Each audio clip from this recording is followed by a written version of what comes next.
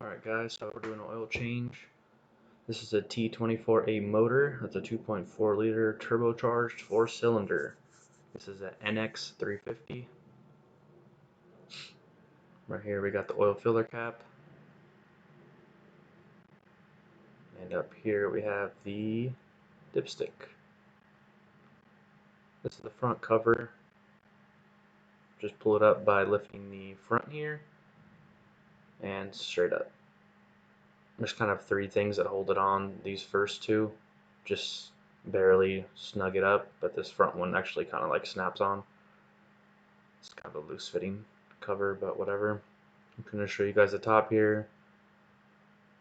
Direct and port injection, ignition coils. There's the filter. Ratchet, we need a 14 mil for the drain plug. And then a 10 mil on that impact gun right there for some 10 mils at the bottom. And then I have a Blue Point oil filler, or oil filter wrench rather, on another ratchet. And that's basically all you'll need. Right now we'll be going down to the bottom and we'll see what it looks like. So this is your passenger side and driver side. So favoring the passenger side. This is going to be 10, there's going to be 10, 4 10 millimeter bolts we're going to remove. Number 2,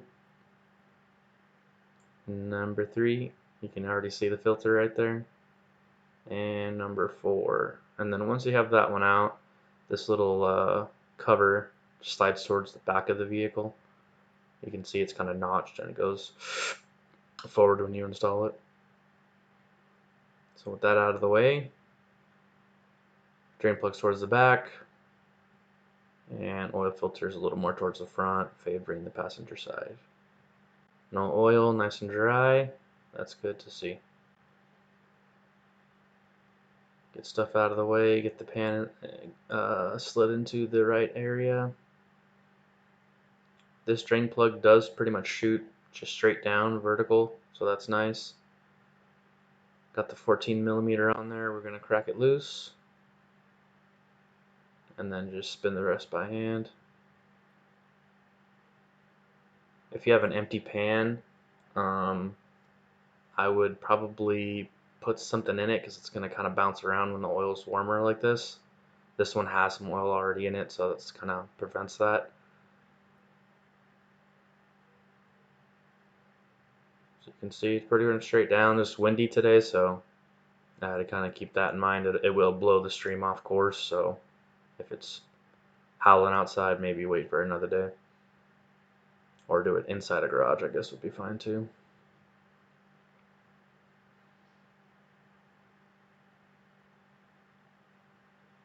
So yeah, we'll just wait till that kind of goes to a drip and be back.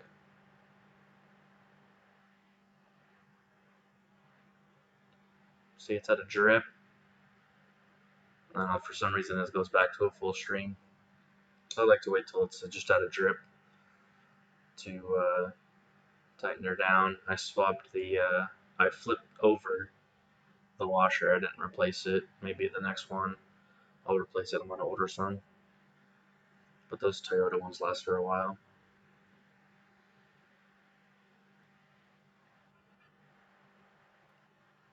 So I'll get it close, but leave a gap. And then I like to clean everything so that you don't have a little puddle as you tighten it. And then wipe it off.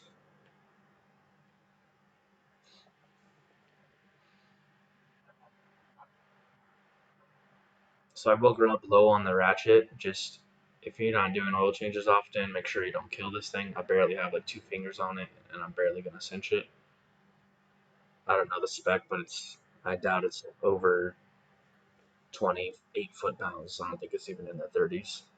So now we can see the filter. So I got the ratchet with the wrench on there, and you're gonna see I was the last one to install this, so it wasn't even a chore at all. I like to just break things loose and then do the rest by hand. I don't like my tools to get covered in oil or a tool to slip off, and then that drops into your bucket of oil, which is real fun. The wind threw a little bit of oil on the frame, you can see, but if it's a normal day, this filter tends to drop oil straight down, which is nice.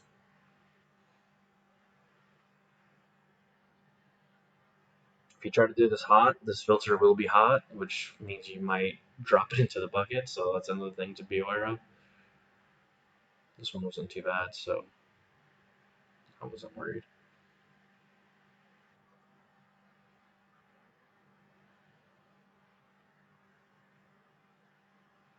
So that was the first time using that filter.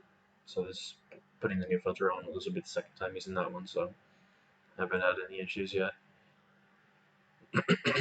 No debris, no metal glitter. I think I tried to show with the camera like the uh, the male threaded part, and like to show you what it looks like to look for a double gasket or a gasket that gets stuck, but the angle's kind of shitty, so let's see if it's better here. So now I've wiped it, now we got a really good shot. There's for sure no gasket left, and everything's nice and dry. And Toyota puts oil on the O-ring, or a little bit of a paste, so we can just put that puppy on.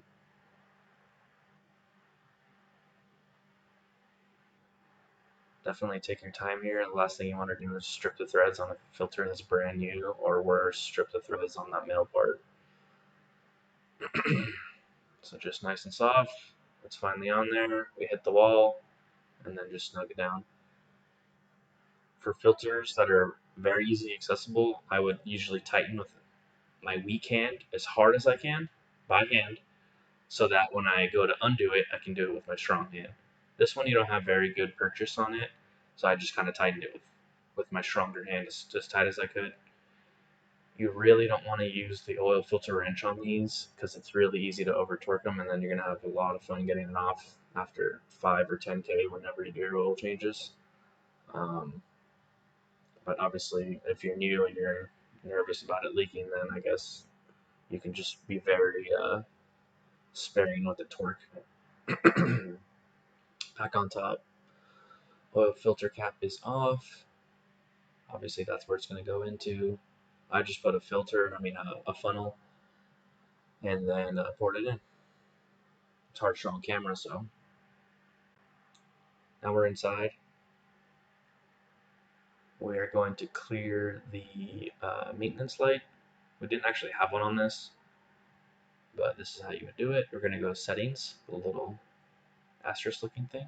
Scroll down to vehicle customize. Scroll down again, you'll see utility at the end. And on the right side, we have two options. We have scheduled maintenance and oil maintenance. Scheduled maintenance is basically tire rotation.